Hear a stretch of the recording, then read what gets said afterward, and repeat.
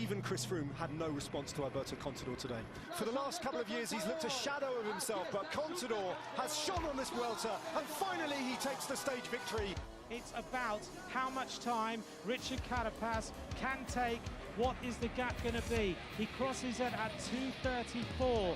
So Primož Roglic now has got 45 seconds to get there. Primož Roglic saves La Vuelta by around 19-20 seconds. 21%, it really is a hurt zone this. Nibali hits it once again. Now can he? Don't forget, he's just got to find 3 seconds here, 4 if he can. Away and Nibali goes once more in the cloud. Oh, it's almost reminiscent of his job on the Giro d'Italia. Out almost the camera, and has Nibali been taken out here as well? No, I don't think there was any contact with anybody. It's just gone pop. Here is Horner. What a performance by this man. As we say, 20 years separating the man who's won the stage and the man who quite possibly has just won the Vuelta. 200 metres. This is going to feel like party time. And the grimace turns into a huge grin. And the clock, watch it when he crosses the line, because this is the crucial timings. He gets the bonus as well, don't forget. There is Chris Horner. Has he just done it for the old guard? Welcome, Tyler, coming back to you. Between Two Wheels podcast, we're doing stages 5 through 9 of La Vuelta a España. There we are. We were up there we were up in Italy for some reason.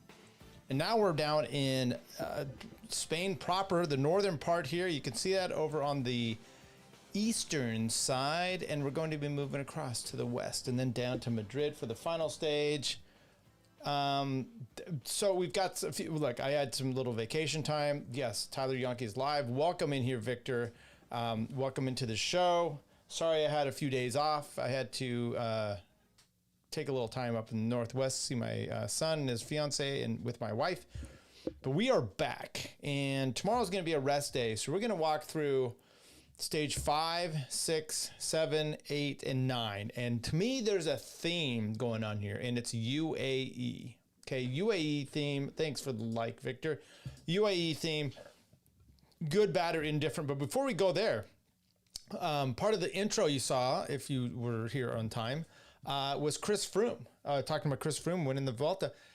Chris Froome recently just had a bad wreck, airlifted out, bad surgery. Remember that happened to him at the Dauphiné, a time trial warm-up, got blown off his bike, and he's never been the same since. Never since then competed for a Grand Tour or much of anything, honestly.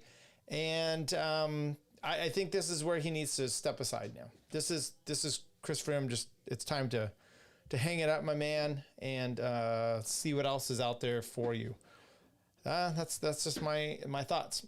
Okay, so here's where you go. Stage 5 is a time trial, team time trial, 24.1 kilometers.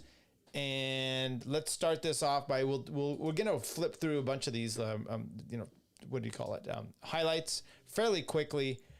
Little trek. They're looking out there. They did a decent day. They actually came in and put up one of the best times of the day to begin with, popping out Lotto, who I think was the first team to go. So look, they go in reverse order of the GC, and so you've got on the back end, and it's stage 5. So at this point, you should have most of your teams still in the mix, right? You're not going and doing it the last week of the tour where some attrition or wrecks, you don't have as many riders. But Visma, they didn't have all their riders. One rider had already been Alex Zingle, whatever it is. He had already quit. Remember, he crashed, and so he collarbone or whatnot at the same time that Jonas did. So he and the whole team actually.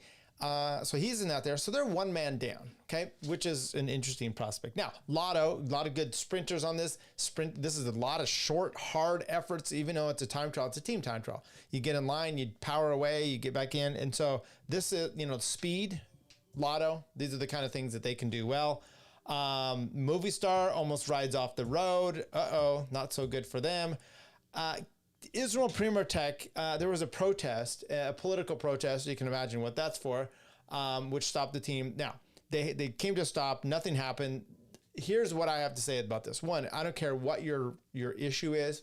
get off the road. This is not, don't be protesting, stopping the race where it is. I think that's pathetic. Not only that, it endangers the riders. You're talking about, lives that you're concerned about, and then this is what you're out there doing. Not only that, though, it is up to, I believe, the organizers. If you've got Israel Premier Tech, you got to do one of two things. One is determine that they should not. Remember, Unibet was a team for a while. There were certain countries that said you can't do betting, and therefore you can't have them on your jersey as a sponsor. Okay, we're not going to allow it because that's illegal in this country. Okay, so at some point, either the UCI needs to say Israel Premier Tech, Israel is, you can't have them on the jersey. Maybe you don't have UAE on the jersey. Maybe you don't have Bahrain on the jersey, or soon to be some Chinese team. America, whatever it is, you determine that they're human rights violations. You aren't going to have them on a jersey. That's one thing. Or fucking protect them. Get out there and do the right thing and protect the riders. I don't care what the issue is, whatever it is. The riders all deserve this. It doesn't, just because they ride for this and that's their team, doesn't mean that they go along with it. That's the problem, right? It's like corporate sponsors, all this stuff. Yes, you go along, you sell it, And anyway, so Israel Premier Tech, they kind of got bottled up, and next thing you know, they took off. This rider went down hard for Bora. I mean, in a team time trial. I think this is Sobrero. Came off one of the, let's see if we can see it here. Douche. Just crossed wheels, goes down. That's brutal to watch. Feel really bad for him because you get real beat up in the time trial there.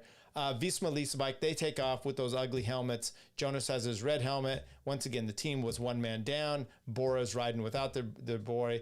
And then who was in the red jersey at this point? It was David Gadu with Groupama FDJ. They were the last team to go.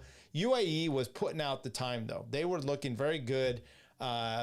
They were starting to lose some riders, though. They were starting to spit some ones out here. I think Juan Ayuso sits up. That's a theme. I think he got put off of the team there as far as got dropped. Okay, did he, or did he get sit up? Because that's now going to be a theme of Juan Ayuso, and one I have a big problem with. Okay, so meanwhile, the first time check, Visma wasn't looking so good. They were 10th place down here, more than losing time to UAE. UAE comes into the finish, pounding it away, has 4 riders left in there. They pop over the front with the best time of the day.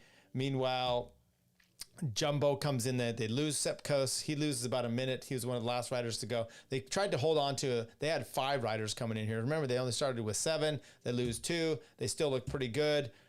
Matteo going good, but UAE ends up getting the win, even though FDJ was still here to come.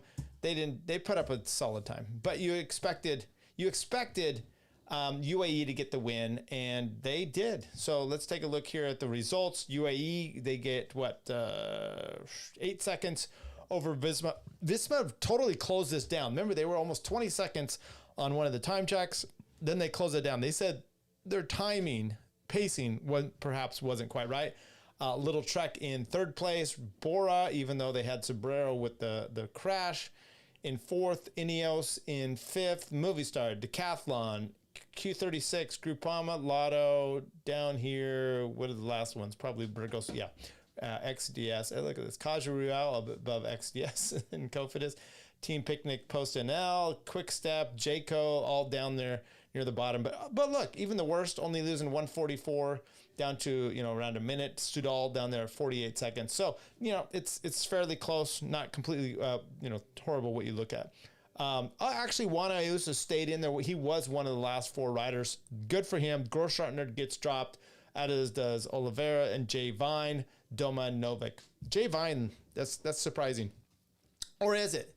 That's maybe going to be the key thing we're going to be looking at is these kind of things. So you have that. Then stage 6 comes into Andorra. Now we've got some time. You expect some lightning, GC stuff to at least take place.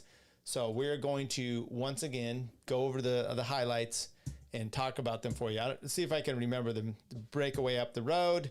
Jay Vines in the break. You've got a few other good riders in there.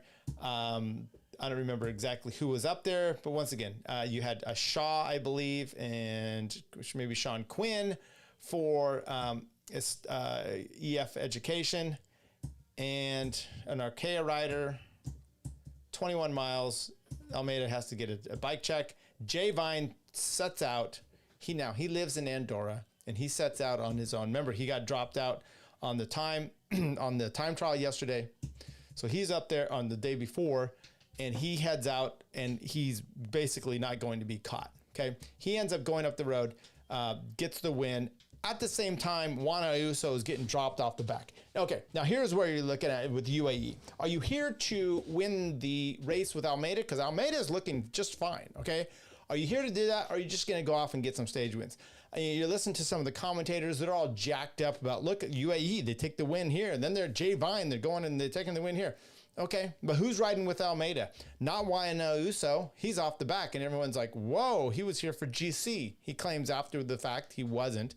But Jay Vine's up the road, and Jay Vine is winning the stage. Fine, but you're not up there as a satellite rider to help João Almeida. You're just up there to get the win. Okay, but now there's two climbing guys that aren't with João Almeida. Okay, who is here that can actually Dominovic? No, Zberg? No. You're talking about Juan Ayuso and Jay Vine. Those are the ones you need up here. Victor says, happy Labor Day. Okay. Jordan says, the Tour de France is in Spain now? Is this because of the European Union? My man, this is the Tour of Spain. Okay. It started up in Italy for some reason, and then they're in Spain. So that's the whole, there's three big grand tours in the year. You've got Spain. It starts out in Italy is the Tour of Italy, the Giro d'Italia. In May, July has the Tour de France, and then August and a little bit of September has the Tour of Spain. Okay. Anyway, up there in the main group, Ciccone, Ciccone hits out, and Jonas goes with him. It's a bit much, and some of the other riders, the Bahrain riders, and now Train. I'm trying to remember his name. He's up there fighting up there. He's never going to catch Jay Vine, but he's fighting for the red jersey, and he ends up actually getting into the red jersey. Jay Vine gets the win. Back behind here, the riders seem to conglomerate again. Although Jonas was looking very good going up there with Ciccone, Almeida gets up to the group, and he just powers away. Meanwhile, Sepp Kuss and Jorgensen make it back up there. Riccatello's up there. Pellizzari. You've got Gall. You've got Pidcock. So a decent amount. Bernal, Guigan Bernal stays up there in the front, and that group comes over there pretty much without losing much on the day. So let's take a look here. We'll try to whip through these, and then I'll get to the last day here. So Torsten Tron is now in the red jersey. Fortunato was up there, Amarai, those are the guys in the break, but Jonas comes in with Almeida, Ciccone, Gal, Bernal, Antonio Tiberi, Sepp Kuss, all the way down to Matthew Riccatello, and the red jersey goes to Torsten Tron with Bruno Amarai in second, down to Jonas in fifth place, 2:33, but look, Louis Vervaark, you're not worried about him. Fortunato, not worried about him. Amarai, Torsten, none of those guys really. We'll see, you never know. Some guys come into their own. Matteo's up there in 8th. Riccatello's out in 16th. Sepp Kuss in 20th. But you've seen the ranks have surrounded and fortified on Visma. It's very obvious. There's little things that the team is doing with Jorgensen, even though I think he could be riding for a top 3 as well. Sepp Kuss, I mean, you could go a 1, 2, 3 type of thing, but they're guaranteeing that Jonas is going to be getting the leadership, at least the best chance. One thing that UAE is not doing. So we have stage 6 out of the way. Like I said, Juan Ayuso showed that he just didn't have it in him. He got dropped, folks. And so stage 7 here, they're leaving Andorra. They're going to Huesca la Magia up the Cat 1 climb here at the finish. So it's another, GC type of day. And so here we go. Now, they go up the first. Let's take a look at this profile here. Up this first Cat 1 here, the Port de la Canto. At that time, Juan Ayuso sets out and he's solo up this climb. And you're like, okay, Almeida could have used your help yesterday. by the way, you saw that. You saw Giacone attack, Vingegaard goes up the road, and there's a gap, and Almeida has to close this thing down by himself. Now, he's a diesel type, but for Pete's sake, you know, you talk about people, I was watching Lantern Rouge today, and they're talking about the motorbikes, and it's like, you know what helps someone else as well is being able to, a teammate in front of you, pacing you, can help you just like a motorbike can. So let's get a teammate up there that can do some work. Well, Juan Ayuso sat up the day before, and now suddenly he's got legs to not only go hard for the full stage, because spoiler alert, he wins, but he goes hard on the first climb. He goes hard on this first climb, a Cat 1 climb, gets gaps, takes everyone over the top solo. Now groups end up forming up here with him, and then he gets in a chase group. Jay Vine's in that chase group. Jay Vine does a lot of work, and he punches it. He's trying to get the KOM. So you've got UAE going for the KOM jersey. They've also got two of their best climbers instead of back there with Almeida. They're up the road. For what reasons? I don't know. Meanwhile, Bahrain is doing some work. Mads Pedersen tries to get up to the break. He does. He ends up getting the sprint points. He helps those guys along. Then Juan Ayuso, who had been solo on the first Cat 1, now goes solo at 10K to go, around 11K to go, hits a swipe thing. You've got one rider trying to come up to him, doesn't quite make it. It does for a little bit, and then he gets spit out, and he is gone. So Juan Ayuso, spoiler alert, he wins. Okay. Meanwhile, the Visma team is doing everything right. They're on the front. They start with Campenarts. They work their way down. They've got then Tullet. Then they have Mateo. But meanwhile, Cerler comes back there and he starts doing some. I forgot Marc Cerler. So at least you have some Cerler happening there. You have at least one good climber that can stick back there with Almeida. Fine, you've got him. But you could have two additional ones and play a strong game for UAE. But they don't. Meanwhile, these riders are taking off. They can't catch Ayuso. He ends up coming across. He does this thing where he points to his ears like, hey, I'm silencing. Let's take a look here. I'm silencing. There you go. I'm not listening to everybody. Meanwhile, the group whittles its way down. There's some attacks going, but for the most part, it's a group. Then Cerler attacks this group. I don't know why. Just stay with your leader and make sure he's okay. Meanwhile, you don't see any of that from the Visma guys, and they stay up there, and there you go. Now you've got, there you go. So that's stage 7. Nice little climb going on there. Juan Ayuso wins. Marco Frigo couldn't hold on to him. Raul Garcia, Tejada, Sean Quinn was in that break. Kevin Vermarca, he is American. He was up there as well. Just no chance of this. Meanwhile, Cerler comes in. Pidcock, Gall, Ciccone, Jai Hindley, Giulio Pellizzari, Sepp Kuss, Ben O'Connor, Matteo Jorgensen, Matthew Riccatelli. You have 1, 2, 3. Look at this. This is pretty interesting on the day. All the Americans, except for Magnus Sheffield, ended up in the top 20, right? Top 18. Riccatello in 18. Jorgensen 17. Sepp Kuss 15. Vermark 6th. Sean Quinn 5th. And then, unfortunately, way down here near the end is Magnus Sheffield. I don't see him, but I did check this. There you go. Magnus Sheffield, 77th place, 14 minutes back. This wasn't his type of day. Anyways, he just seems to be here riding, trying to help his team out a bit. Okay, there you go. So Juan Ayuso, he's back in business. And by the way, when you see how he did on that stage, you go, oh, he soloed on the first Cat 1 climb. He did a lot of work because he's in a break. Jay Vine, does the majority of work, and then he solos 10K on the final climb. You sat up and you were one of the 4 to finish on the time trial. You don't have bad legs. Okay, you should be doing some work for your team leader, who's right up there. Because let's take a look here once again at the results. Whoops, there you go. I'm sorry. I jumped ahead. Okay, so this is the next day. It's going to be a sprint, even though you got a little bit of bumps here. You got a sprint for. It's going to be a sprint, and so you're looking for Jasper Philippin and Alpecin de Koenig. They do good although they break up the front. Alpecin de Koenig does a bunch of work. You have a little bit of work with Bahrain, a few other teams kind of mix in here, but these guys up the front, Kajaruel, the Kofidis riders, there's just no chance for them to go. There was a sprint here. Mads Pedersen wins it. Jasper Philipsen doesn't even give it a shot. He's like, you know what? I'm saving it all for the finish.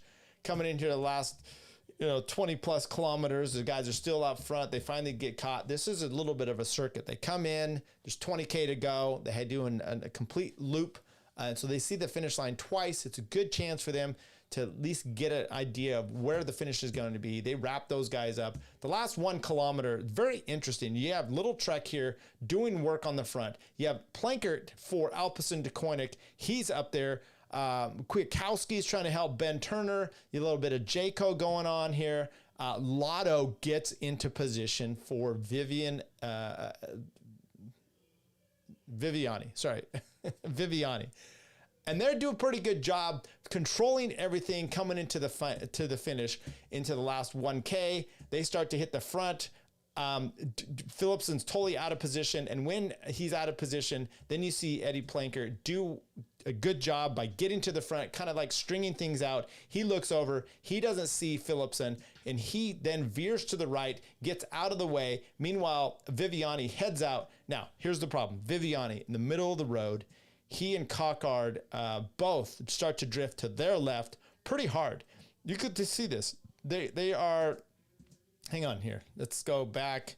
Okay, so you can see them here. Now Viviani starts to move over. He's from the center of the road. He starts moving over. He goes all the way to the barriers. The reason and on his left is Philipsen. Philipsen has no choice.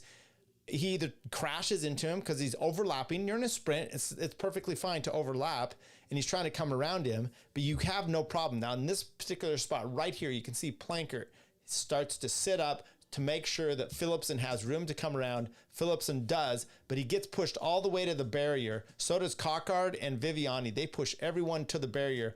Viviani stops at this point going to the barrier. He lets Philipsen at least get by, plays that straight, and then Philipsen with the win.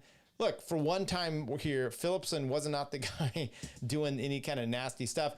Viviani and Brian Cockard both get relegated to the back of the line. So Viviani, you pound your bars, but geez, you went from almost the right side of the road to the barrier on the left in the last 200 meters. Of course, you get relegated, as you should. Philipsen gets this. Let's take a look here at the results. Jasper Philipsen, stage 7, gets the second win for them. Viviani relegated second to 20th. Cockard relegated from 6th to 106. So Ethan Vernon comes in second. Arne Meredith comes in third. Anders Folgediger fourth, and Mattis Michaels in 5th place. Ben Turner pops out here in 8th. He really tried to come around, but 400 meters to go. He's full sprint to try to get into position to sprint. You just can't.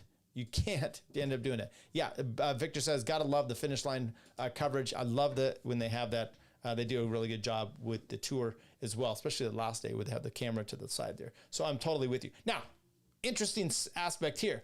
Over 10 kilometers to go, you have Juan Ayuso and Jay Vine sitting up, okay? Jay Vine ends up here losing 6:20. Juan Ayuso 5:20. And you're like, okay, but it's a sprint stage.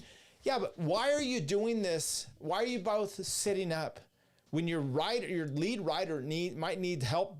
What if something happens between now and the 3K to go, right? You're not even there. Sit up at 3K, fine. But they were sitting up well before this. One day, one wins the next day, and you're like, okay, I see how this is. It's very odd, right? Very odd. Just not a fan, because it doesn't look like they're here at all for Almeida. So here's today's stage. Alfaro to Estación de Esquí de Valdezcaray. 195.5 kilometers with the Cat 1, but the Cat 1 looks somewhat harmless, although it's 13 kilometers. It has a steep section at the beginning. I think it peaks out at it has a 12%, but it actually is the first, 4 or 5 kilometers, averages about 8. And the last bit you can see turns green here, where it's really just a power climb. So this is not, a 13.3 at average of 5.2. It's not too detrimental. And there was riding out there today. It was an interesting one. Let's take a look here at the highlights. Okay, so Torsten Tron is still in first place. He's leading. Ciccone, Visma, a lot of guys talking there. Okay, so there's the highlights. The sprint. Now you have some riders at the front. Mikhail Bjerg, I think Kevin Varvark's up there again. He had a lot of rider, a really diminutive rider for EF. And it was an interesting thing because the break is just not going to happen. When you got back here, you take a look, Bahrain got on the front a little bit. Q35 gets on the front. And mostly it's Little Trek's on the front. And the commentators are like, I don't know, Mads Pedersen for this climb. I'm like, you guys are smoking crack. There's no way Mads Pedersen is getting up and over this Cat 1, 13 kilometers. And he's especially not getting up and over it when the first 5 kilometers is pure climb shit. Okay, it's steep. Then it evens off. But if you can get him up to there, okay, fine. But he's not in the break. So Little Trek is doing the work here. And I don't know, Ciccone, he's looking good. But I don't know why they decided that they needed to do the work. Why? This reminds me, it happens quite often, right? You see a rider, Vingegaard, but it happens with Tade a lot, where suddenly other teams are doing the work for them. And it's like, okay, the Matteo, I know tomorrow's a rest day. I got it. But anytime you can wear this team down, by the way, this team, Visma, is riding much different than you saw them in the Tour. They're more reserved. They're not causing chaos. They're actually riding as a very good team right now. They're doing what's necessary to be doing to put their rider in. And by the way, I think they would be the one responsible to take this lead, right? If you've got anybody up the road that's somewhat worrisome, right? Then they've got to make sure that they being Visma, that they put the hammer down to keep this in close so that you don't get a situation he had 2023 with Sepp Kuss, that was his own team though, that gets up the road on stage 6, ends up winning it. Last year, you had Ben O'Connor, once again, stage 6, gets a big gap. Then Primož Roglič has got to work the whole race, coming down to the last few stages to finally wrap him in. You don't want these breakaways that get out of hand. With that in mind, though, Little Trek is doing the work on the day, and you just kind of, Q35, once again, they're on the front too. I don't know why they're doing the help for Visma, but Visma's going to be just fine with it. They don't have a problem with this. 13 Calais to go. They finally hit the climb. You're getting wrapped up here. Kwiatkowski. Look, you give 2 minutes or so to Kwiatkowski at the bottom of this, especially in the good old days. He might be able to solo his way up to the front and take a win. Dude is a tremendous climber, but he's a little long in the tooth. It's getting a little old now, and it's the I don't know that he's in necessarily his best shape ever, but either way, once again, Little Trek on the front doing all the work. And you know who is not up there? Juan Ayuso once again drops off, not in particular to be able to help. As is, Jay Vine's actually up there, as I believe Cerler. However, 11.4, it was actually, yeah, that's what it was, because they already brought the break back. Evidently, Jonas tells Matteo, hey, can you light it up, launch me? And Matteo's like, now? He's like, yeah. So Matteo hits the front. Ben Tulik kind of forms a little bit of there. Ciccone is immediately on the wheel. Jay Vine comes up here, but who stuck out is Almeida. He's a little bit behind. Sepp Kuss immediately goes over and kind of gets on in the wheels with Almeida, mixes that up. Almeida has to come through. Now, he doesn't have Juan Ayuso, who we just saw, 2 days before?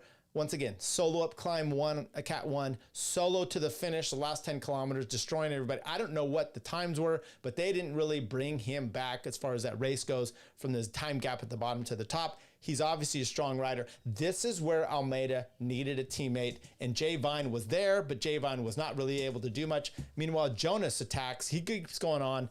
Ciccone goes with him, and then Ciccone can't do it. He's gone. Almeida is there, 9 seconds back. Ciccone's in the middle, and you've got Jonas going solo, 10 kilometers to go on the day. Almeida comes up. He's got Gall. He's got Tom Pidcock. They go through Ciccone. Ciccone's not able to stay with them. They're still fighting. This gap goes from 9 seconds, 8 seconds. It goes to 12. It's kind of bouncing around. At one point, Pidcock has to come around Felix Gall. He can't do it. That's a frustrating thing as a climber where you're holding the wheel. You're just concentrated to that. And then you've got to come around him. He did so in stellar fashion. Meanwhile, Jonas is still clicking away up there. You had Almeida yelling at Pidcock, hey, do something. Pidcock says, he told me, get some balls. Now, you could only do so much. Pidcock's like, look, he was a tractor. I tried to take a pull. But why? This also cracks me up. You see, no one does this more than Remco Evenepoel, okay? Which is he yells at other riders, and if you aren't strong enough in your own convictions and what you're supposed to be doing, you might fall for this bullying to take a pull. You don't have to take a pull. Pidcock, no, he's in second place. If he wants to just let the race go up the road, then fine. And then sit on his wheel, attack him, maybe you get a gap. But you don't have to take a pull. Pidcock takes a few pulls, can't really do much, and then sits there, and Almeida, is forced to do the work. Once again, Almeida didn't have Jay Vine, he didn't have Cerler, he didn't have Ayuso, he didn't have Zberg, he didn't have any of these guys helping him because they suck, okay? They're not good teammates. Now, Zberg, Cerler, I don't know if they can really help much. It wasn't a matter of your riders didn't have the legs. Jay Vine can do some of it, okay? And he tried. But Waino Ayuso wasn't even there to try. Maybe he would have had a bad day, but he sat up because he's probably going, and it's a rest day tomorrow. You don't sit up before the climb. Meanwhile, Jonas powers his way. He has a 30-second gap at one point, but you can see this here in the last 50 meters. He pretty much sits up, kisses the ring, takes a post. He's pretty happy about it. Loses a little bit of time because coming in behind him is Almeida and Pidcock, who pips him at the line. Almeida is not happy about it. He makes a few comments, and then Felix Gall comes in at 101. Almeida makes some comments about Pidcock. He's frustrated. It's projection, folks. He's really upset about not having his teammates there, and he should be upset. Meanwhile, the rest of the group comes in. We'll get to the actual results coming in here. There we were on the day. Sepp Kuss doesn't really recover. Matteo comes up there. He, with a bunch of riders, is a little bit more separate. He looked pretty good, especially after going as hard as he did to launch everybody. Emily from Paraka Pack says hello from the Parakas. Welcome, everybody. I saw your show today as well. Doing some work. More drywall around here. Anyway, here we go. Vingegaard with the win. Tom Pidcock, 24 seconds back. Solid ride for Pidcock. Very good ride. João Almeida, 24 as well. Felix Gall, like I said, 102 back. You did have 10, 6, and 4 time bonuses here. Raul Garcia of Arkea comes in at 146. He escaped the group there, as did Marc Soler. Okay. Giacone, Mikhail Belaki, that's Yoshiba Belaki's son. He's the youngest rider in the Tour. Jai Hindley has won the Giro before. He's here, the Australian. Fortunato has a little bit of a comeback from the last few days. Lopez, and then we had Jorgensen, Matthew Riccatello, Ben O'Connor. Bernal was hanging in there. Pelazzoli, Torsten Tron, who saves his jersey. And down here a little bit, Ben Tullet and Sepp Kuss comes in 203 back. So let's take a look here at the GC. Torsten is now 37 seconds ahead of Jonas, 115 ahead of João. Pidcock is at 135, just 20 seconds off of third place. Meanwhile, he extends his gap over Felix Gall and everybody else today, including Jorgensen, who's still in a solid 8th place at only 249 back. So you're only looking at 2 minutes off of the Vingegaard here, and just a little bit over a minute and a half or so off of third place. So will that happen? I would love to see that, but I don't expect that, especially the way Jorgensen and Sepp have been riding here. They're all in for Jonas. They're not playing the Ayuso crap. And if Ayuso just bails out, is he going somewhere else next year? That's the rumor. Okay, the points jersey, Mads Pedersen over Ethan Vernon, about a little over 109 points, I guess. The KOM, Jay Vine. Hey, Jay Vine's in the polka dots. Good for you. Meanwhile, your rider lost some time today because you're fucking around with getting points. Matthew Riccatello, I believe he's going to end up getting the white jersey on this one. I mean, look who he's got here. Pelazzari has not been looking as good. Riccatello is going to start coming through, and you're going to see him on the Angliru. We'll talk about that in a little bit here. But Matthew Riccatello, American, I see him as the white jersey, not only wearer, but winner of this race. That's my prediction. Because who else do you got here? Pelazzari, like I said, I think he's going to start losing it. Garcia, he had a good one today. Junior Lesurf, perhaps.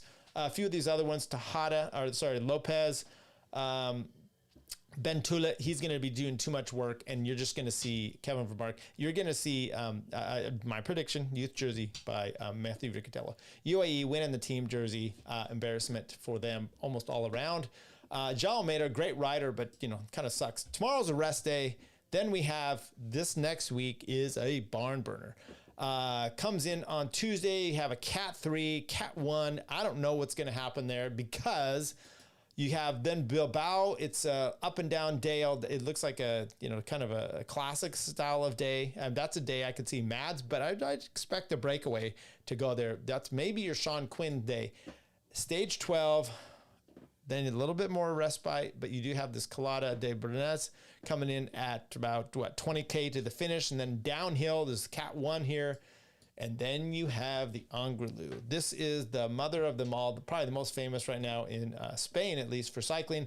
Look at this, 12.4 kilometers at 9.8%. It is a steep doozy. Remember, this is where it came into fruition on the 2023 Tour of Spain.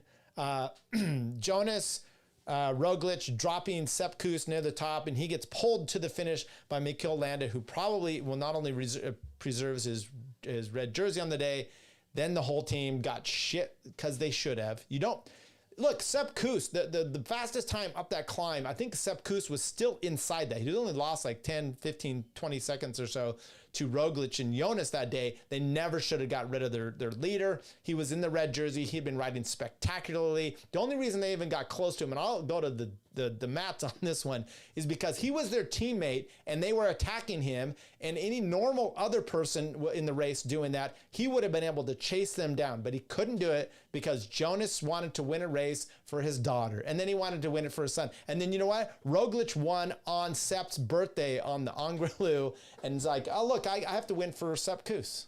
There you go. What are the electrolyte beverages the riders are choosing? I don't know. The things have changed a lot since my day.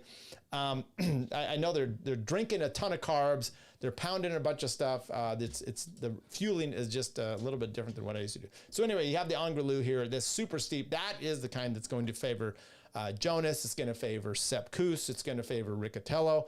I don't foresee Matteo having a very good day there. João Almeida, he's a powerful rider. He might be able to do okay. But maybe Ciccone. I mean, Jai Hindley, a few of these other riders, I think Tom Pidcock, I don't know. I mean, it's nice to see him up there, but I think it's just a matter of time. That's what we have coming in here. Let's see if we have this. Let's see what Jal says. I think we're not expecting it, but I was actually in a good position, but they went really hard. And yeah, in the end, I couldn't really close the gap. And yeah, it is what it is. You expected more help from Tom and Felix at a certain point at the beginning when you started chasing? I mean, I could see they were on the limit, so they couldn't do a little much. I missed a little bit maybe my teammates today. Nobody was with me in the end, so yeah, it is what it is. It is what it is. That's really sad because João Almeida is a pretty good rider. I was going to play some interviews, but let's start with this one. We'll play a tad bit. I don't think I want to play too much of it, though.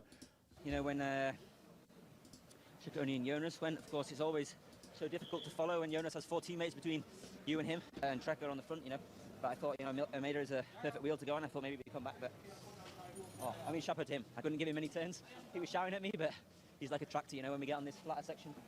And then the last K when he went, it was impressive. I could only just come round him at the finish, but I'm happy, to be honest. Operation for the overstanding for you. Yeah, I think obviously it's really good for that. Yeah, of course we wanted to go for the stage, but Jonas is Jonas, and you shouldn't give him a gap, but I can be happy with that. What are the words about João Almeida during the Hamilton with you? Sorry? What are the words from João Almeida with you? Well, he said he told me to grow some balls. Told me to grow some balls. Victor says, congrats on your relative, your son, his engagement. Yeah, we're excited about it. Super nice person. Okay, there you go. So that we just blew through stages 5 through 9. What are you getting out of this? João Almeida, if he wins this, it's all on him. I mean, you're going to have, look, Dovan Nomek, Cerler, Cerler even attacking the way he rode yesterday off the front at the end. Why are you doing that? Stick around your leader or pull him home. This is ridiculous stuff. I don't know why this team does this. You saw Del Toro in the Giro. I don't know if it's the DS or the team or him, but they ride to lose, and they're going to be doing the same here if they continue this up. They're going to get one Grand Tour this year. Everything's Tade. They win some other minor races on, Ayuso. I mean, he's an amazing talent. Del Toro, another amazing talent. John Almeida is an amazing talent, okay? He's a great rider. They've got Adam Yates as well. Great riders, but what are you doing here, right? Why are you not supporting your rider? And I think it's pathetic. And right now you're seeing a vast difference, at least in the first 9 days. Visma riding all team. I haven't seen them put a foot wrong necessarily, maybe here and there. John Almeida, you're doing everything you can, but there's only so much you can do sometimes. And so until then, all right, everybody, like, subscribe, make sure you get the notifications on. We'll do a show. Not tomorrow. We're having a rest day. We'll be back for you on Tuesday. I am going to be off maybe Thursday and Friday, but maybe we'll do it because I'm going to see all my teammates. So maybe we'll see them and we'll have those guys help me do a podcast. All right. See you. Bye.